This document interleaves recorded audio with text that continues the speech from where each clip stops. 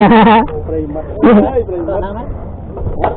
Đấy, nghe các bạn thấy tôi ra ấy, tôi mà anh bé. Nó tao mày nói không? Tôi mình thằng mình rất đẹp nè mẹ nó. Tao đi quanh mét rồi.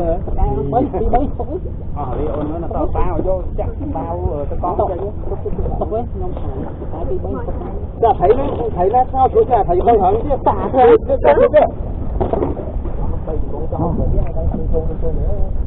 Cũng nghe tao nhưng thật ấy không ấy dạ Nhưng muốn tặng lấy chắc là bạn thấy rồi nào chuyên xuống á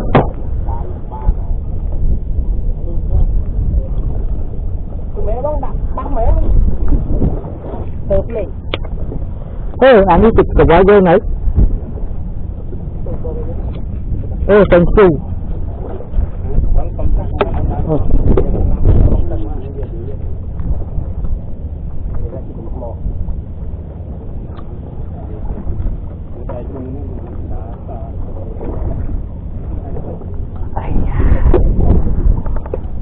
bạn mặt này trồng phơi ạ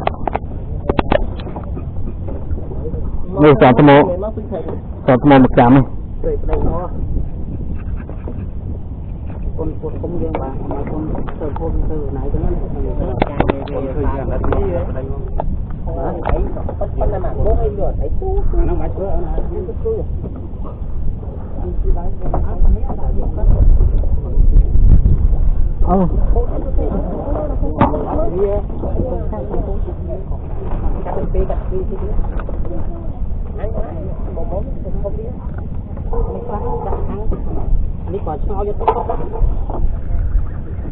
thôn luôn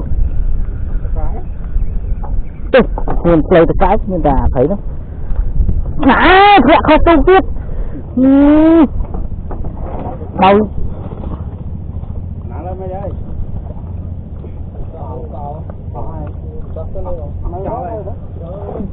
nhà bay nó không tầm rạ không nó khỏi thì không phải đây về thật đúng dương phải đấy tôi dùng tầm rạ không cho bán này rạ tới nó bông phi lâu ấy rồi bán rạ tới nó nữa ta phải cho tao nó bây giờ là mà tương đón với họ đấy họ từ đấy dùng đâu mau thầy đâu ý là bà nó không biết nó thẹn không tu còn là đối với buôn thẻ mà đấy